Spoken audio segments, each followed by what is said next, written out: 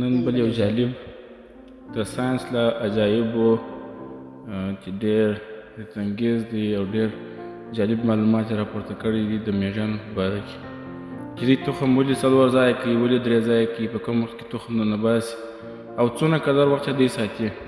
نن دغه کوچنی لنډ کلیپ د میږیانو په باره کې دی، راسره مل پاتې سئ واورئ.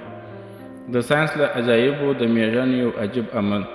ساینسپوهانو چې کله د میږیانو یو عجیب عمل وموند نو حیران پاتې سول چې میږیانو چې کله غنم او نور تخمونه د خوراک په توګه ذخیره کول، نو مخکې له دې چې دې ځمکې لاندې خپل ځای ته یې انتقال کړي 2 ټوټې کول یې. دا ځکه چې روغ تخم بیا د ځمکې لاندې راشین کېږي.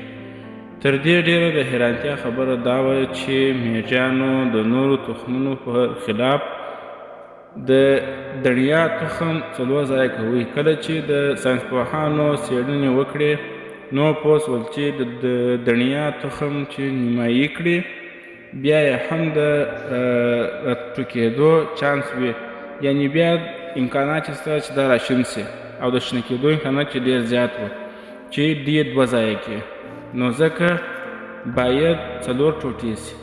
د فکر ځای دی چې دې کوچني مخلوق ته دا هر څه چا وښودل.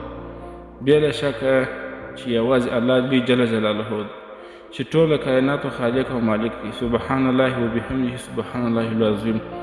ډېره جالبه ده د میږیانو د خوراک چې کوم وخت یې ځای ته ننباسي او د هغه څخه دوی ټوټې باسي، یا هغه 2 ټوټې یا 3 ټوټې، خو کله چې د دڼیا تخم دوی ته وموندل سي یا دوی ته په لاس ورسي، دوی یې 4 ټوټې جوړوي چې بیا د دې امکانات یې زیات شته چې دوی د مځکې لاندې وساتي، نو هغه ورته راشین سي.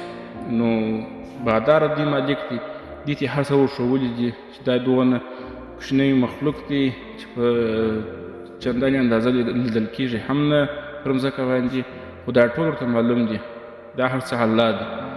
نو د هر څه مالک الله دی، موږ هم ساتي او دوی هم ساتي، تر دغه هم واړه شیان شته چې هغه هم ساتي. نو دا و د کوچنی کلیپ د میږیانو لپاره کې ملګرو چینل سبسکرایب کړئ، سره د داسې نورو جالبو معلوماتو لپاره همراه راسره پاتې سئ، راسره مل پاتې سئ. د الله په امان.